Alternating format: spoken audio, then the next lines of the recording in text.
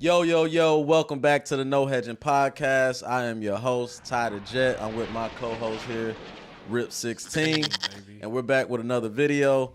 This video, we're about to talk about, normally we talk about the NFL, right? Yeah, normally we talk about the NBA, right? We throw a little bit here and there about college football. I love it. But today we talking about the Shador. The Shador, all right? The Shador. So we are about to, it's been 3 weeks since Colorado Took over college football. took over college football, right? So we about to get into it and just kind of talk about what our thoughts on that. I heard the commentator say it's like a mixture between the BET Awards and, and some other shit. That's how it's gonna be. And that's how it looked. Yeah, Lil Wayne coming out there. I see new rappers out there every week. Boulder is lit right now. Boulder is lit. Never associated Boulder, Colorado with lit in my life, but it is lit right now. They call it the prime effect.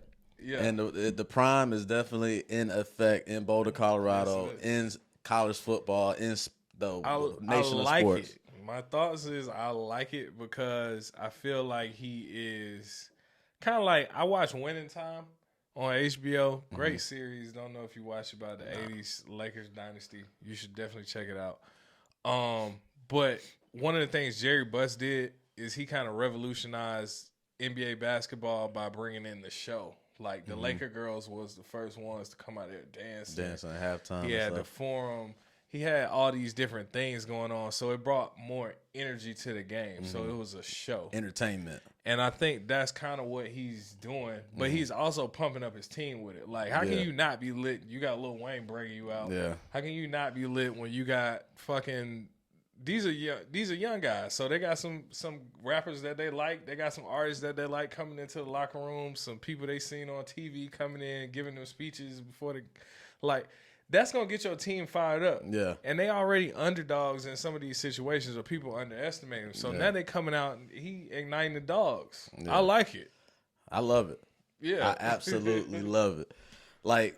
So this is Deion Sanders. We're talking about prime time. This is who he is, right? Like through his whole playing career, he's always been that dude with the swag. He was the one with the Jerry curl, with the gold chains, the leather jackets, the shades on in the interviews and things like that. He told the team where he getting drafted. He said, "I'm gonna be gone by then." He told the Giants that. He told the Giants that. He said, "I'm gonna be gone by 10. Don't even worry about it." So, like, he revolutionized the game, the best cornerback in the NFL by far, one of the fastest players ever. Nobody really knows what his 40 time is. It's unknown. You know what I'm saying? But with him coming out to Boulder, Colorado, let me ask you this. Did you expect it to be what it is today? I did expect him to win these first 3 games coming up. A lot of people had some underestimations on him, but I actually did. TCU lost a lot, and he brought in some heavy hitters as far as recruits or whatever. So I was expecting him to win these first few games. Now, I wasn't expecting it to be this much hype or spectacle around it. I wasn't expecting it to just take over college football like it did. Like, it's the most exciting team in college football right now. It's the most talked about team, and usually that's only SEC teams, right? Or like a Ohio State, or you might get your Michigans or something like that. You know, they might come in and make some noise, but it's Boulder, it's Colorado. This how you know how big what they got going on is just massive. Yeah, Texas beat Alabama right a couple weeks ago, right? But you don't hear about that. No, you hear about the Colorado Buffaloes taking on Colorado State. Yeah. That's what we're talking about. We're not talking about how Texas beat Alabama. No. How Alabama is not ranked in the top 10. No. You know what I'm saying? We still talking about Deion, primetime, and how he can win the next game. Alabama like losing the game early in the season. They try and match up. I don't know what they be doing, but they sneaky. Yeah. But anyway. So what I thought, coming into the season, Vegas had Colorado to win, I think, 3.5 games or something like that. I didn't expect 3.5 games. I thought probably about 6 games. Okay. But it's looking like it might be 8. is leaning towards that 8 side. This though, with Travis Hunter taking that illegal ass hit and being out for the next few games, this is also a tougher part of their schedule in terms of opponents. You got your USCs, you got your Oregons, you got your Arizona States. So like, do you expect that projection to change without Travis Hunter out there on defense? Well, Vegas got it changed for sure. Okay. And when I expected Colorado to beat TCU or to be close to beating them, I didn't expect them to beat 3-0. I'll be honest with you. Okay. I did expect them to beat TCU. Once I saw the product that they put on the field when they were playing TCU, I said, okay, these guys are legit. Now, I'm still looking at Colorado as, one, they can't run the football, and then 2, they don't have a defensive line that's good enough to get pressure. That's why Prime was recruiting every time he got on TV. Exactly. If I get a exactly. line, and he already said he's like 7 or 8 dogs away from being that squad. So he already knows what he doesn't have and what he does have. Yeah. And what the dogs he's talking about is on the offensive and defensive line. And if you look at all the games that they played so far, they can't stop the run and they can't run the football. That's what it is. But this is the Pac-12, right? That's just what the Pac-12 is about. They really don't play defense out there anyway. But with that being said, I said this about 2 weeks ago when they Oregon is going to be the test. Oregon is going to be the test for them to play Oregon at Oregon. We're going to really see what this team is about.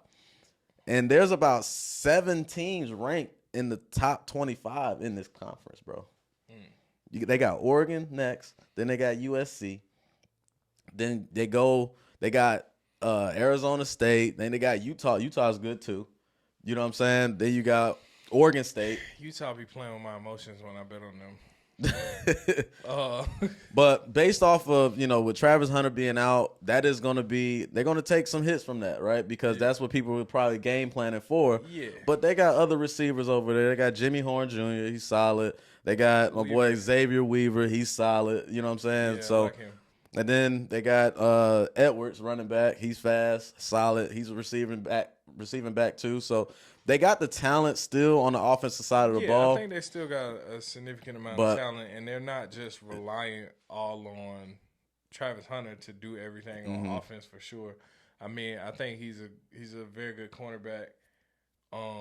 He definitely aids the defense as far as slowing people down. Like you said, they have some trouble stopping the run, but with the cornerbacks and the safety and their secondary, they've done pretty well at warding off some people from at least a touchdown. They might limit them to 3 points, so they might kind of slow them down in that red zone, or they might come up with a turnover. I like the fact that because they do have that energy. They stay motivated. They come out of the locker room in the second half motivated. They seem to step up in crunch time. I like that about the team. And the energy they play with, I think, it gives them a good shot at some of these higher ranked teams. Because Deion don't believe that those guys are any better than his guys. Absolutely not. Like I really think he plays like I don't believe they're better than me. No, he don't.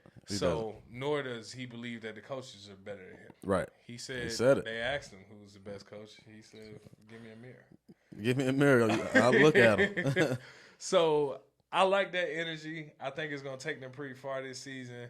So we're gonna see these next 3 games. These first 3 games is like, okay, how serious are they? And then we're like, okay, they're serious. Yeah. And then these next 3 games are like, how good are they? Yeah.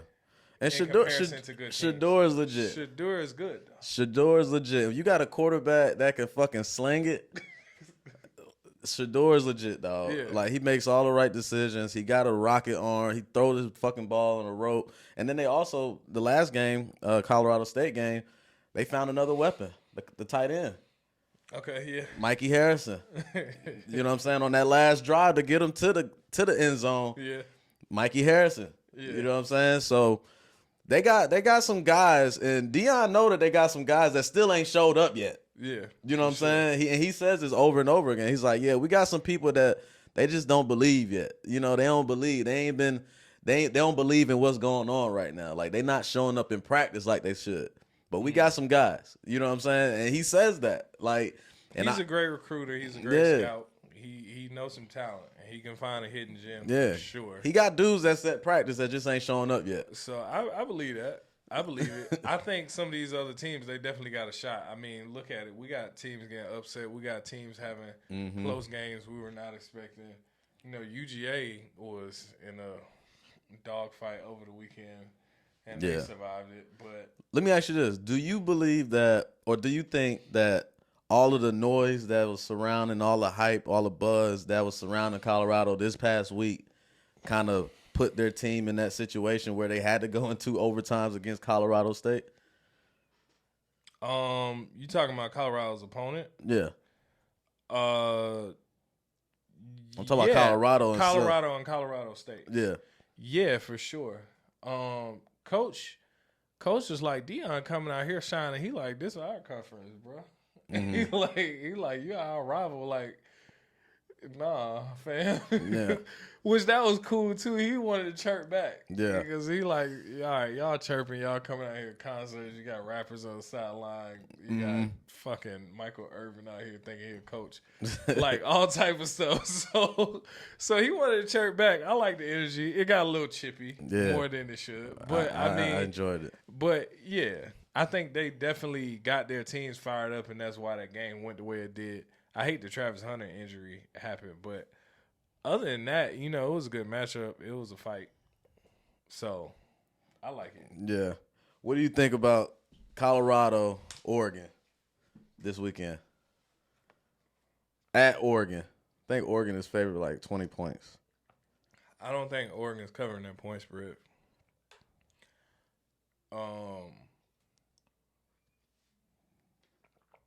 I don't think Oregon covering that point spread, partially because I believe they might come out and say, oh, we're Oregon and y'all are Colorado. Mm-hmm.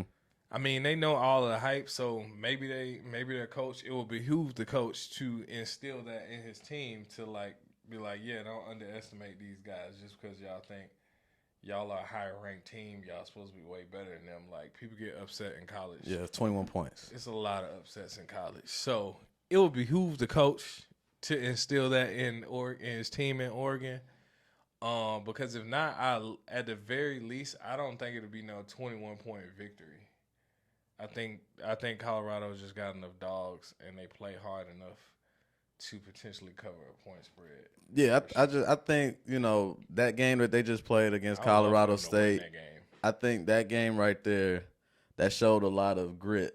You know what I'm saying? And you down one of your best players on offense and defense. Yeah, so they're gonna be out there playing for Trav, man. They're gonna be out there playing for Trav. And I would love to see an upset. I would love to see an upset here too. I might even put a little wager on it. Why not? I might even put a little wager on sprinkle that. Sprinkle a money little. Line Colorado upset. Yeah. I might put a little wager on that. However you want it. But I definitely think they'll play inspired enough to cover the point spread. If Travis Hunter was out there with them too, I'll feel even more comfortable with it. Mm-hmm. But this is gonna tell me a lot about that team too. Yep. Like, you playing without Travis Hunter, that's gonna tell me a lot without your team.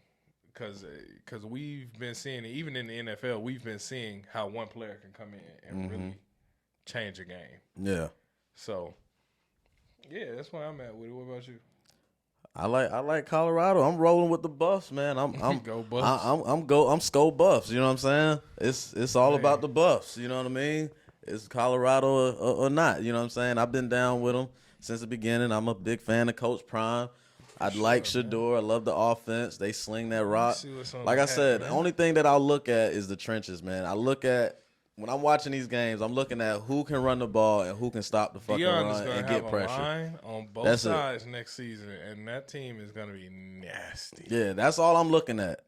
I just need the Colorado Buffaloes to get pressure because Bo Nix is the quarterback. He's been quarterbacking in the college football for about 8 years now. I hope this is his last season. You know what they call people who go to college for 8 years? What? Doctors. Both super seniors. Super seniors. He been graduating for 8 years. He is literally a man he was at amongst Ole boys. Miss and then went up to Oregon. So he's literally a man amongst boys. But the way I look at it, I think obviously Colorado has the better quarterback. I think Shedeur is better than Bo Nix. You know what I'm saying? And I'll put it out there. There's no debating that. Nobody's really talking about Bo Nix being in the Heisman in conversation, right? So we talking about Shedeur. We talking about you keep throwing for 300 and 400 yards a game. Yeah. But I think that line, I think that 21 got juiced because of Travis got injured and because of they went to double overtime with Colorado State. You know what I'm saying? That's a rivalry game. I mean, I expect some energy out of a rivalry game. So I'm not – and they came out on top. That also shows something too. Mm-hmm. You came out – you got to be tired, gassed in a double overtime game. It's a rivalry game. You down one of your best players, and you show up and you win. Mm-hmm. And they came from behind in the fourth quarter too to even send it into overtime. Yep. So they showed a lot. Yeah, they showed a lot, and they showed a lot of potential capacity. Don't sleep on them. Don't sleep on them. You know what I'm saying? But y'all already know what to do. Like, comment, subscribe, and share this with your friends, man. Share this with your sports buddies. Comment your thoughts below. We need to hear that chitter chatter. All you Colorado Buffalo haters, we need to hear your thoughts down below because we already know y'all out there. We like to hear you chirp. We like to hear you talk. We be seeing y'all in the comments on our IG. We see people going back and forth. But, we want y'all to talk over here too, man. And send that little paper plane, go and share. It don't cost you nothing to share. Yep. So do that. Like, share, comment, subscribe, like my esteemed co-host said, man. And we're going to be back with y'all, of course, because we got to talk NFL. NFL, baby. So until next time. We're going to be back in like see you on the next video. Like we out. Minutes.